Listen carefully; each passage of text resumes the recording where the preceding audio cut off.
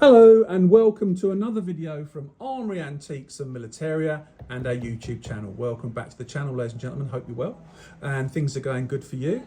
We've been very busy down here at Armoury Antiques and Militaria as we normally are. Doesn't matter about rain, shine, sunshine, whatever else, we're always busy down here. And we thought we'd feature an item that came in recently to the shop. Now, a lot of you have seen these before, no doubt, at places you've visited or gone to, whatever it may be, Militaria shows or online or whatever, and they tend to be quite ratty. And what I mean by that is the condition of these can be very, very poor. So we thought we'd feature this one that's in really nice condition, especially the leather scabbard and the blade, because it's nice to see a good one when they come along. So what is it? Well, this is a French sword, which is an artillery sword. And it's a short double-edged sword based on the Roman gladius suspensiensis. Gladius simply means sword, suspensiensis means Spanish. The Romans took their style of sword from the Spanish during their campaigns, hence the name gladius suspensiensis. And these were used by French foot artillery and known as the model 1831. It was also called by us, the English, a coupe-chou. Or cabbage cutter, which is the nickname, for its practical use as a tool for clearing fields, though it could be used as a weapon obviously in close combat, and it enabled the artillerymen when they kneeled down at the guns to kneel down because it wasn't too long, and we'll go through dimensions and stuff in a minute. The design was influential, serving as the model for the United States Model 1832 foot artillery sword too. So there's some commonality between patterns you find from the French ones. The British and the English had one, but it had a single cutting edge, not a double cutting edge, and it's slightly smaller. You'll see examples of those when you go out and about. But its primary function for this sword was really to clear brush and foliage, but also as a last line of defence, perhaps if the artillery was overrun for close quarters fighting, if that occurred.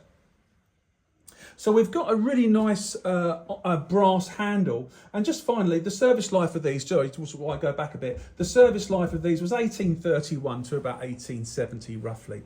So what you've got is a really heavyweight brass handle, which is what we like about these. And they feel really good in the hand. Now, I've said to you this loads of times in my videos, I'm a professionally trained swordsman, not just somebody who belongs to a society or whatever else. And I know how a sword should feel in the hand. This is a very usable sword. Very, very usable for close-in work. And a good weight. Brass, as I said, sometimes these are patinated. You can see some cleaning material that's been left in the grooves of the handle here, but that can easily be taken out with a toothbrush or a soft brush. Normal, you find that. I like them when they've gone all lovely toned on the brass here and gone darker, but this one's been cleaned at some stage during its working life. Very typical of these things. Now we've also got two numbers. We've got 838 on the actual cross guard of the sword, the small sword, and we've also got 838 on the scabbard top mount, which is nice to see, matching numbers. And as we move down the scabbard, we've got a brass fitting here, leather scabbard, which is in great condition, and you've got the finial here, which is in brass as well with the end cap. Really nice finish. We've got some stamps down here on the bottom scabbard mount, arsenal stamps and inspection marks. The stitching along the back edge of the scabbard is in remarkable condition. Most of the time these are very dry, they open up and the scabbards are in terrible condition, but that's a really nice condition example. Any other markings on the back of that brass mount? Not that I can see, but there are some markings on the cross guard here on the other side of this cross guard and stapled to the scabbard, as you can see there. Okay, so I guess you want to see the blade, I suppose. Let's take that out.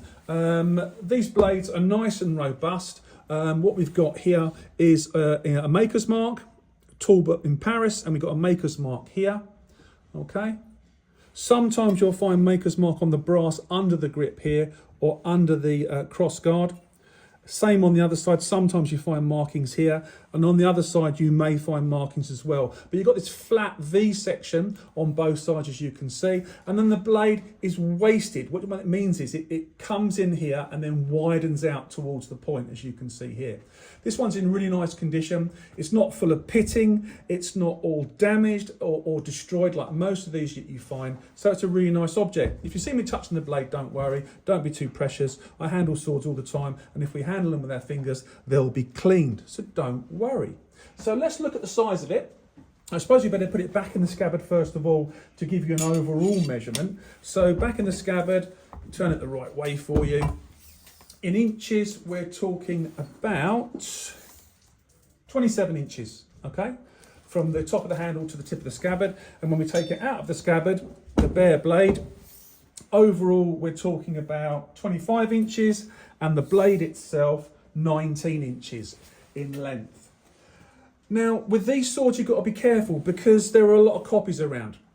Yes, I know, and it's a low value sword. It's not worth a fortune, these particular swords, but they are pretty and they're well made. The French made very, very good quality swords and bayonets during this period.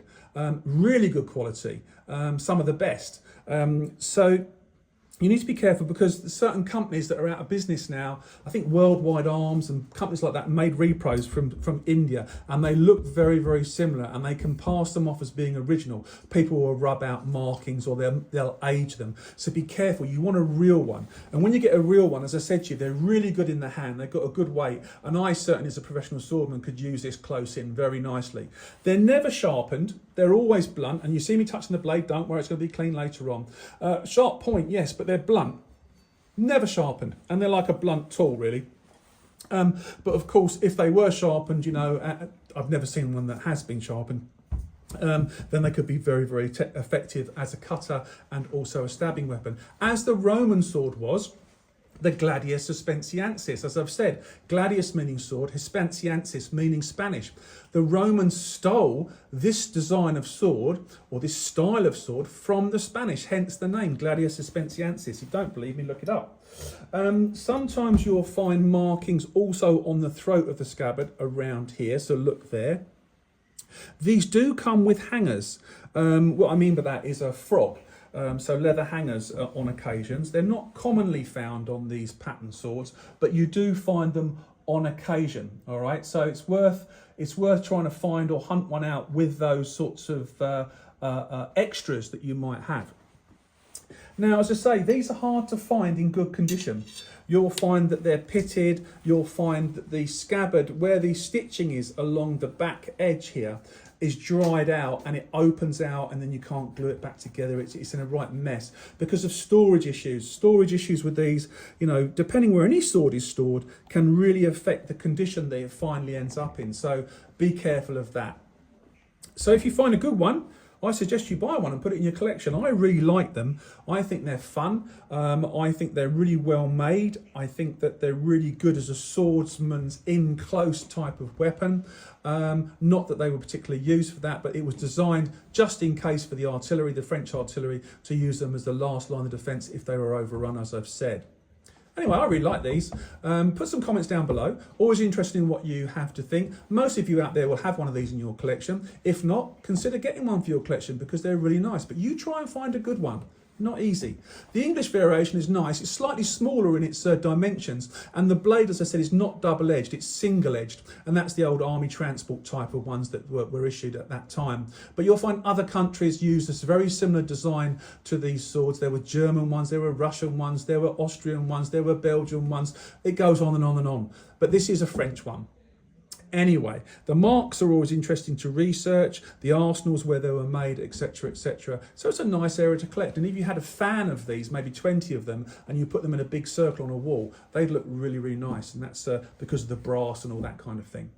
Anyway, thank you very much for watching. Put some comments down below. You watching, yes, you, don't forget to subscribe to our YouTube channel. Help our algorithm get out there to the masses so that people can learn and contribute to the items that we feature. But in the meantime, as my wife and I always say, look after yourselves, stay safe, and we look forward to meeting you down here at Armoury Antiques and Militaria. Thank you for watching.